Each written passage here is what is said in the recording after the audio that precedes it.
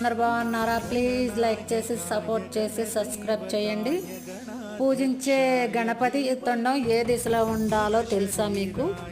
వినాయక చవితి వేడుకలు దేశవ్యాప్తంగా అన్ని చోట్ల రంగరంగ వైభవంగా 10 రోజుల పాటు మండపం కట్టి ఆటపాటలతో జరుపుకుంటాము. భాద్రపద శుద్ధ చవితి రోజున గణేశుని జన్మదినం కారణంగా వినాయక చవితి జరుపుకుంటారు. ఈ ఏడాది సెప్టెంబర్ 7న జరగనుంది. ఆ రోజున అందరు గణేశుని ఇంటికి తీసుకువచ్చి ఉండ్రాళ్ళు పండ్లను నైవేద్యంగా పెట్టి పత్రాలతో పూజ చేస్తారు. అయితే మీరు తెచ్చిన వినాయకుని విగ్రహాన్ని కొన్ని వాస్తు నియమాలు ఉంటాయి. తొండం దిశ కూడా చాలా ముఖ్యమైనది. వాస్తు ప్రకారం గణపతి ఎడమవైపు తొండం ఎక్కువ పవిత్రంగా పరిగణించబడుతుంది. విగ్రహాన్ని కొనేటప్పుడు అలాంటిదే చూసుకోండి. తొండం ఎడమవైపుకు తిరిగిన వినాయకుని విగ్రహాలు ఓదార్పు శక్తి ప్రవాహానికి ప్రసిద్ధి చెందింది. అందుకే పూజకు శుభ